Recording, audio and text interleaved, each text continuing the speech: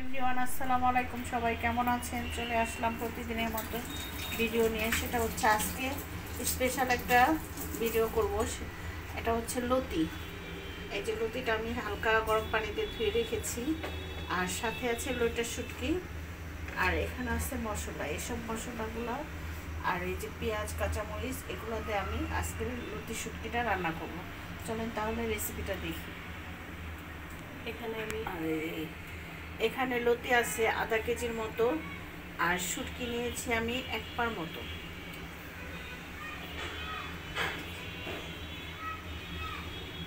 আর এই যে পেঁয়াজ, কাঁচামরিচ আছে, আর এই যে মশলাগুলো, এগুলো দিয়ে আজকে আমি লতিটা তৈরি করবো। চলুন দেখি।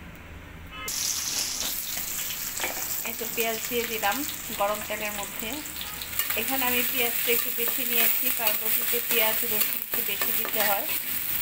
আর রসুন বাটা নিয়েছি দেখে আমি কুচি করে দিলাম না। পেঁয়াজটা সুন্দর মতো ভাজা ভাজা করে নেব। এই তো পেঁয়াজটা ভাজা ভাজা হয়ে গেছে। এখন আমি অন্য সব উপকরণগুলোও দিয়ে দিব। এই যে আদা রসুন দিয়ে দিলাম,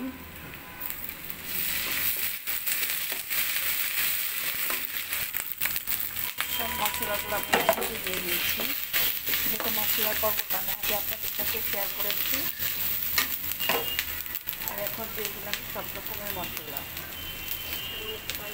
এখন একটু পানি অ্যাড করবো এদিকে মশলাটা কষানোর জন্য।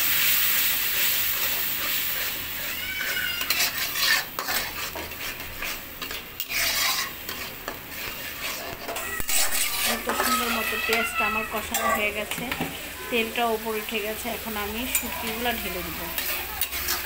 যে শুটকি যেহেতু কাটা কাটা সব বেছে রেখে দিয়েছি, এখন শুটকিটা দিয়ে দিলাম। এই শুটকিটা নাড়াচাড়া করে বেশ কিছুক্ষণ কষাবো, তারপর লতিটা দেবো। এই তো শুটকিটা আমি কষাইতেছি, আর একটু কষিয়ে তারপর আমি লতিটা শেয়ার করব। আমার চ্যানেলের নাম হচ্ছে বাংলাদেশ ব্লগার মেরি। সবাই বেশি বেশি দেখবেন এবং শেয়ার, কমেন্ট, লাইক, সাবস্ক্রাইব করতে ভুলবেন না। আর সবাই আমার পাশে থাকবেন। সবাই আমার পাশে থেকে আমার চ্যানেলটাকে চালিয়ে নিয়ে যাবেন সবাই। সবার জন্য এই তো সুন্দরভাবে কষানো হয়ে গেছে। এখন আমি লতিটা দিয়ে দেব। সামান্য একটু কষাবো, কারণ যেহেতু লতিটা আমি গরম পানিতে আগে ধুয়ে নিয়েছি। কষানো হয়ে গেলে এই যে সামান্য একটু পানি অ্যাড করবো, আর লবণটা দেখবো ঠিক আছে কিনা।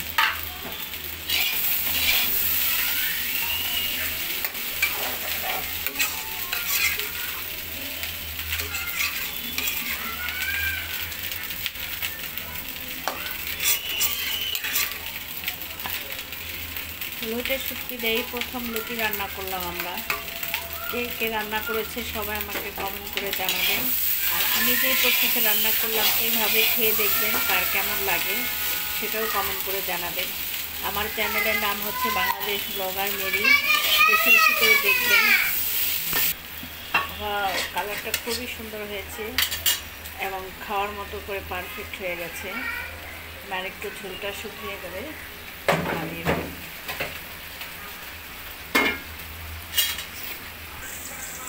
হ্যাঁ, তো হয়ে আসছে, আর কিছুক্ষণ পরে আমি নামিয়ে ফেলব।